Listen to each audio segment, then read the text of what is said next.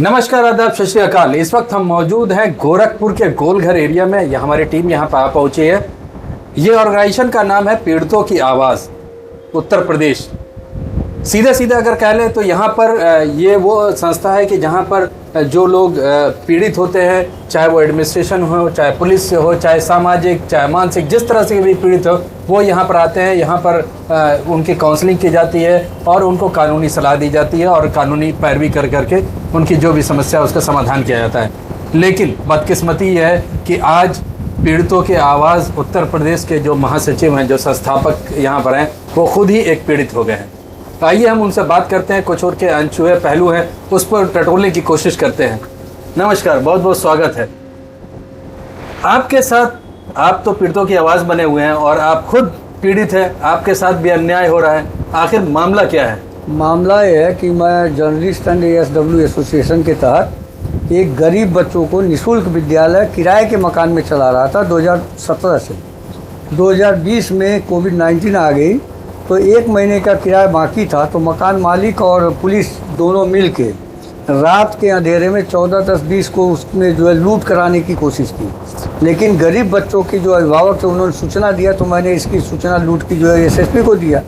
SSP को जब सूचना दिया तो इससे पुलिस वाले बौखलाए और लूट करने वाले वादी मुकदमा जो लूट की मुकदमा की मेन वो है, उसी के द्वारा छेड़खानी की मुकदमा में मेरे लड़के को मुझको उसी 14-10-20 की रात में विद्यालय परिसर को आवाज़ दिखा के जो है कायमी किया। 15 को कायम किया गया, 17 को जो है उसको 4-5 बजे चार्जशीट लगा दी गई। ये विद्यालय कहाँ पर था? ये बेटियाता आवास विकास कॉलोनी उत्तरी मीराबाई पार्क के ठीक सामने में था, 51 आवास विकास कॉलोनी में। और ये गरीब बच्चों के लिए विद्यालय था, निःशुल्क विद्यालय भी था, ड्रेस भी मैं देता था, आर्थिक आधार पे किताब भी देता था, सब चीज़ देता था।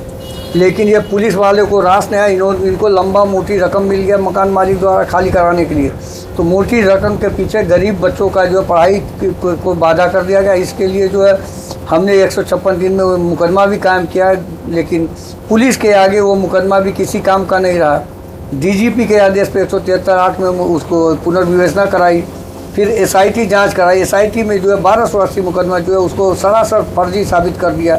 अब तो CC कैमरा फुटेज में जो है फोरेंसिक जांच में भी जो है लूट की घटना को सत्य बताया गया और छेड़खानी की घटना को असत्य बताया गया। लेकिन पुलिस प्रशासन उन लोगों के ऊपर FIR दर्ज न करके उल्टा जो है प्रताड़ित करने के लिए आपराधिक कई घटनाएं की। हमें अपहरण कराया गया, पुलिस द्वारा अपहरण करा के रेस्टोरेंट में ले गया गया, वहाँ पैसा दे के खरीदने की कोशिश किया गया, लेकिन मैं नहीं बिका। अंत में मैं लड़ाई लड़ते लड़ते लास्ट में मैं जीत गया। और आज के डेट में जो है मेरी मांग ये है कि जो पुलिस वालों ने मुकदमा कायम किया है, जिसने कायम कराया है, फर्जी रिपोर्ट जिसने लगाया है, चार्जशीट दाखिल किया, उस समय के तत्कालीन SP सिटी SSP के विरुद्ध भी नामजद FIR करने की मैंने कल DIG को भी पत्रक दिया है, थाना कैंट को भी पत्रक दे के जन सुनवाई से पर्ची प्राप्त किया है और रजिस्ट्री करके जो है SSP को भी भेजा है और प्रमुख सचिव गृह को और DGP को भेजा है। इतनी आप लड़ाई लड़ रहे हैं, आप खुद पीड़ित हो गए, बार बार आप धरना देते हैं। अभी 2 चीज़ संज्ञान में हम लोग क्या है, जब हम लोगों ने पूरे इस पर नज़र डाली है तो 2 चीज़ बड़ी महत्वपूर्ण निकल के। एक, ये आपकी डिमांड है कि जो भी घटना हुई जो गलत थी, SIT की रिपोर्ट या फोरेंसिक रिपोर्ट जाए उसके खिलाफ जो है मुकदमा दर्ज हो और कार्रवाई हो, ये तो समझ में आती है। लेकिन दूसरी चीज़ जो आप उसके साथ ऐड करते हैं कि मैं धरना दूंगा तब तक जब तक मुझको न्याय नहीं मिलेगा या मुझे इच्छा मृत्यु की रिकमेंडेशन नहीं किया जाएगा। ये इसलिए तो आखिर आप पीड़ितों की आवाज़ बने हुए हैं, आप दूसरे को न्याय दिला रहे हैं और आप इस तरह का हतोत्साहित होने वाली बात कर रहे हैं। हतोत्साहित वाली बात इसलिए नहीं करता, उनके ऊपर दबाव बनाने के लिए। क्योंकि इस बार जो मैं बैठा था, कंपियरगंज थाना अध्यक्ष की जो है आतंक वहाँ भी फैली हुई है, वहाँ की जनता त्रस्त है, सारे जनता मेरे साथ थी और 10:30 बजे रात तक मैं वहाँ बैठा था कमिश्नरी में। अंत में संजय सिंह, लगातार आपकी एडमिनिस्ट्रेशन से बात हो रही है, पुलिस एडमिनिस्ट्रेशन से बात हो रही है, रिजल्ट क्या निकल रहा है? आप 2017 की ये घटना बता रहे हैं, अगर 17 से लेकर के 20 की घटना है, 2020 की घटना बता रहे हैं, तो 2020 से आज 25-5 साल होने को आया, रिजल्ट क्या है? रिजल्ट ये है कि जो पुलिस जो है हमें कहती थी कि इन्होंने मकान जो है कब्जा करने के लिए जो है खाली नहीं कर रहे थे, वह दाग मेरे ऊपर से हट गया। नंबर 2, मुझको भ्रष्ट समझते थे, वो उसका दाग हटा दिए गई, क्योंकि सारे इंटेलिजेंस की जांच, LIU जांच मेरे पक्ष में रहा। यहाँ तक कि जिलाधिकारी की जो है मजिस्ट्रियल जांच भी मेरे पक्ष में रहा। और करीब करीब जो SIT ने भी और अग्रिम विवेचक ने स्पष्ट कर दिया, जब 14-10-20 को लूट करने की घटना CC कैमरा फुटेज में दिखाई दे रही है, और जिस समय आरोपी ने लगाया है कि इस समय छेड़खानी हुई, उस समय घटना पे न तो वादी मुकदमा मौजूद थे, न प्रतिवादीगण मौजूद थे, न ऐसा कोई घटना दिखाई दे रही।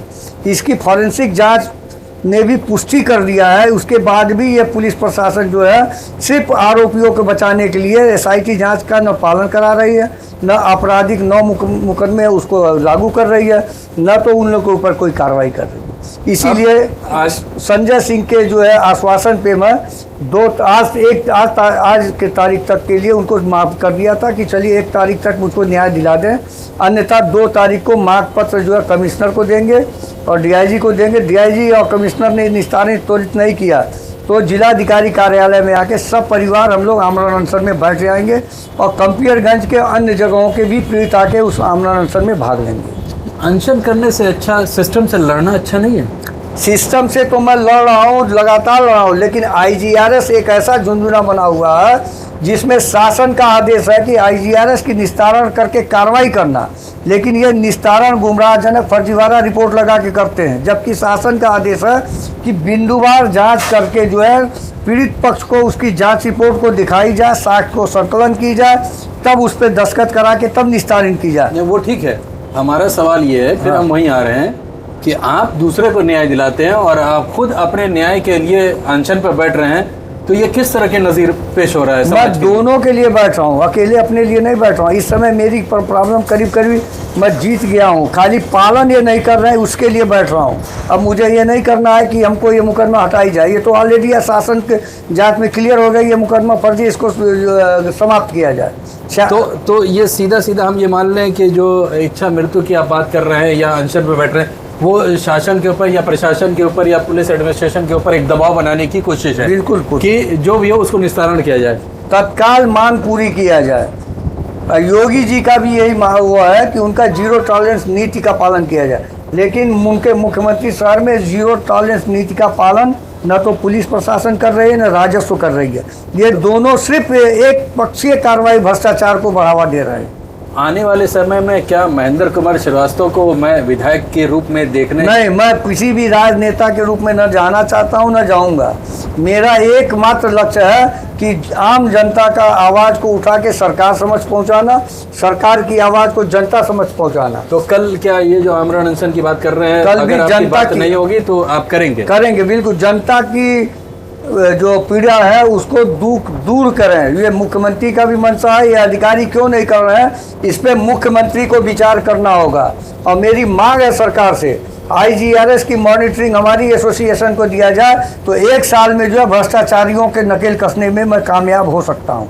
लेकिन ये देने के लिए किसी भी प्रशासनिक अधिकारी इसलिए नहीं चाहते हैं कि उन्हीं का ये पोल खुलेगा, इसलिए वो देना नहीं चाहते।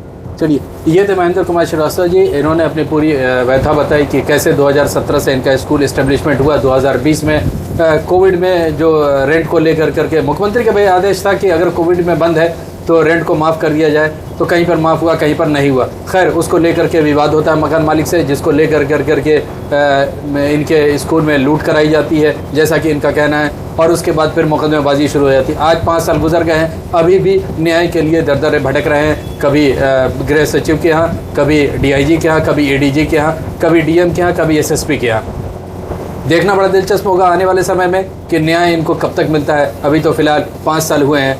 साथ में इनका ये कहना है कि इनके साथ जो ये कल इनका प्रस्तावित धरना है, जिसको लेकर के ये है कि कल हम आला अधिकारियों से मिलेंगे, अगर वो इनकी बात मान लेते हैं ठीक है, नहीं मानते हैं तो धरना हम करेंगे। साथ में इन्होंने उन पीड़ितों को भी ऐड किया है जो आसपास के लोग हैं, जो इनकी संस्था से जुड़े हुए हैं और एक्चुअल न्याय उनको भी नहीं मिल रहा है, उनको भी साथ में लेकर करके ये न्याय कर रहे हैं। हम उम्मीद करते हैं कि जो भी मामला है उसका निस्तारण विधिक कार्रवाई अनुसार जो सत्य है उस पर किया जाएगा और से जल्द इस पर निर्णय लिया जाएगा। अभी फ़िलहाल इतना ही। मैं मोहम्मद यूसुफ, गोरखपुर से EN डेली नेशनल के लिए।